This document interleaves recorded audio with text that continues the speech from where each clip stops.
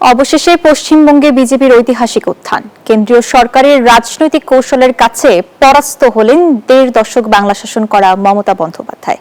শেষ হাসি হাসলেন তারই এক সময়ের ঘনিষ্ঠ সহযোগী শুভেন্দু অধিকারী। ২৯৪ আসনের মধ্যে ২০০-র বেশি আসন পেয়ে নবান্নের চাবি নিশ্চিত করলেন তিনি। আর এর মধ্য দিয়ে উত্তর পশ্চিমের পর পূর্ব ভারতেও বিজেপির প্রভাব বিস্তৃত হলো। এদিকে শুভেন্দুর বিশাল জয়ে আনন্দে ভাসছে তার ভক্ত সমর্থকরা। যে বাংলা একসময় মমতার একচ্ছত্র আধিপত্যের প্রতীক ছিল, সেখানে এখন নতুন ক্ষমতার মানচিত্র আঁকলেন শুভেন্দু অধিকারী। মমতার শাসনের ইতি টেনে পশ্চিমবঙ্গে ঐতিহাসিক জয় পেল শুভেন্দু অধিকারীর নেতৃত্বে বিজেপি। ভোট গণনার শুরু থেকেই বিজেপি নিজেদের শক্ত অবস্থানের জানান দেয়। সময় বাড়ার সাথে সাথে স্পষ্ট হতে থাকে পদ্ম শিবিরের আধিপত্য।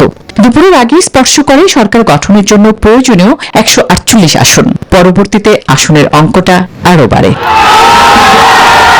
এর মধ্য দিয়ে উত্তর ও পশ্চিম ভারতের পর এবার পূর্বাঞ্চলেও বিজেপির শক্ত অবস্থান স্পষ্ট হল। শুভেন্দুর নেতৃত্বে বাংলায় এই জয়ে কেন্দ্রীয় কৌশল, সাংগঠনিক শক্তি এবং দীর্ঘদিনের তৃণমূল বিরোধী জন অসন্তোষ বড় ভূমিকা রেখেছে বলে মত বিশ্লেষকদের।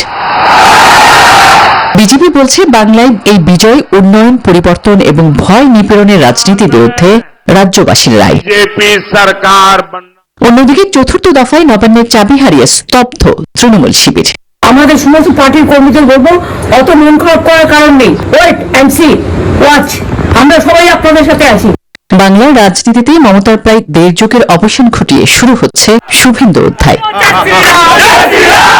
আসমাতুলি, নিউজ 24।